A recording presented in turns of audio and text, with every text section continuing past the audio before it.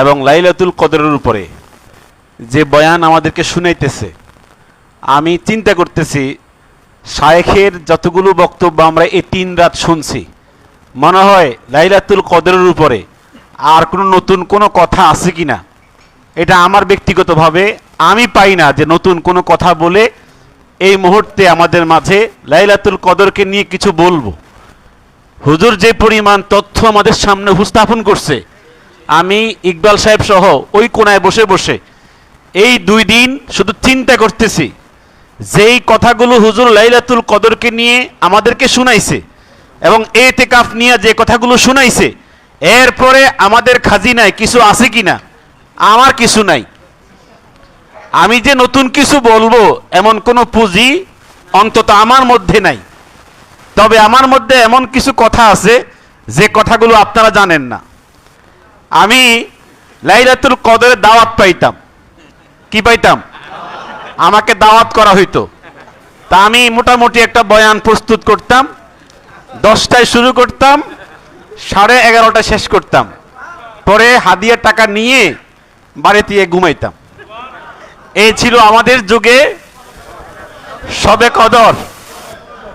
বলেন আলহামদুলিল্লাহ, বলেন নাউজুবিল্লাহ।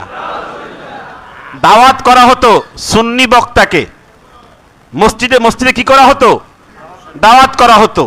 মোটামুটি জিলাফি 5 মণ অথবা গরুর গোশতের বিরিয়ানি। কখন? কথা কন না, কখন? এইভাবে মোটামুটি একটা প্রিপারেশন নিয়ে এই বয়ানটা শুনাইতে হবে, নিজের মধ্যে না, আবার শুনাইতে হবে। এই শোনানোর পরে বক্তব্য শেষ, দোয়া মোনাজাত শেষ, তাবারক বিতরণ শেষ, কদরও কি? কথা কোন? কদরও কি শেষ? এটা আমাদের দেশে আপনি আজকে তো কেউ আজকে তো কোনো কদরের কোনো কি নাই, কোনো তালাশই নাই। আজকে তো এখন সবাই ঘুমের মধ্যে আছে, কিন্তু 27 তারিখে আপনি খবর নিয়ে দেখেন মোটামুটি বক্তারা প্রস্তুতি এখন থেকে নিতেছে, বয়ান কি করতেছে? প্রস্তুতি নিতেছে। তো এই জন্য আমার শায়েখ, আমি গতকালকেও বলেছি যে এমন কিছু কথা আমরা এখান থেকে জানতেছি যে আমাদের মনে হয় প্রত্যেকের যারা খতিব এবং বক্তা তাদের এই জায়গায় এসে অন্তত এতেকাফের মধ্যে 10 দিনের ভিতরে রমজানের মধ্যে যে লাইলাতুল কদর কিভাবে তালাশ করতে হয় এখান থেকে জানা দরকার। কি বলেন আপনারা? জানা দরকার। আমি গত বছর একটু হাদিয়ে কম দিছি, হেসা কথায় কইলাই। তো পরে জিজ্ঞেস করলাম, ক্যাশিয়ারকে বললাম যে কি হলো, কালেকশন কম হয়েছে। এটা ইজি ছিল আর কি। ওনাকে বললাম কি হলো, কালেকশন কম হয়েছে। কথাটা বুঝছেন? তাহলে এই পরিমাণ আপনার শুধুমাত্র তাবারুক, বয়ান, দোয়া, মুনাজাত আর হাদিয়া। এরপরে তাবারুক খেতে খেতে অনেকক্ষণ মারামারি করা লাগে, আধা ঘন্টা তো মারামারি লাগে। বিতরণ করতে গিয়ে মারামারি আছে না, এই বিতরণের মধ্যেই আধা ঘন্টা মারামারি, সিল্লা সিল্লি। আল্লাহর ঘর যে মসজিদের হুরমত, কথা কোন? এই যে এ রাত্রে আল্লাহর ঘরের হুরমত নষ্ট হচ্ছে, কোন কমিটিরও চিন্তা নাই, খতিব সাহেবেরও চিন্তা নাই, বক্তারও চিন্তা নাই।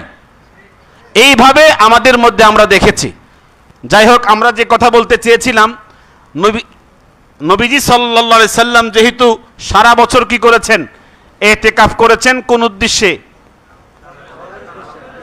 কদর তালাশের উদ্দেশ্যে। তা আমরা যারা আজকে এই 3 দিন পর্যন্ত হুজুরের থেকে লাইলাতুল কদরের বয়ান শুনেছি এবং ইতিকাফের বয়ান শুনেছি, যারা আমরা এই মুহূর্তে ঘুমন্ত না, জাগ্রত আছি, আমার মনে হয় শায়েখ যেহেতু তিনিও আমাদেরকে বলেছেন প্রতি বছর যেন আমরা হায়াতে বাকি থাকলে এই জায়গায় সুদূর্ণপুরে প্রতি বছর 10 দিনের জন্য ইতিকাফ এবং লাইলাতুল কদর আমরা তালাশ করতে পারি, এই সিদ্ধান্ত মৃত্যু পর্যন্ত নেওয়া দরকার। কি বলেন, ঠিক কি না? তা আমি আমার পক্ষ থেকে সিদ্ধান্ত নিলাম মৃত্যু পর্যন্ত যেন শায়েখের পাশে, শায়েখের সান্নিধ্যে আমরা এতেকাফ করে লাইলাতুল কদর তালাশ করতে পারি। আর আমি আসলেই অনেক হিসাব মিলাচ্ছি, শায়েখকে আল্লাহ তাআলা গোটা পৃথিবীতে কিভাবে এই গ্রহণযোগ্যতা দিয়েছেন, এটা আমি এখন হাড়ে হাড়ে টের পাইতেছি। এই যে রমজান মাসে শায়েখ এতগুলো বয়ান করতেছে, এতবার কথা বলতেছে, রমজানে মুখে দিয়ে কথা আসে না, কথা কোন, কিন্তু শায়েখের মুখে কোনো জড়তা নাই। কি জড়তা আছে?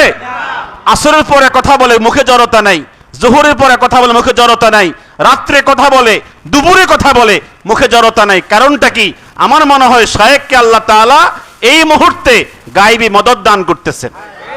আমরা দোয়া করি শায়েখকে আল্লাহ পাক দীর্ঘ নেক হায়াত নসিব করেন। শায়েখের কাছে যেন আমরা প্রতি বছর ইতিকাফে আসতে পারি। আল্লাহ পাক সকলকে সে নেক তৌফিক নসিব করেন। আসসালামু আলাইকুম ওয়া রাহমাতুল্লাহ।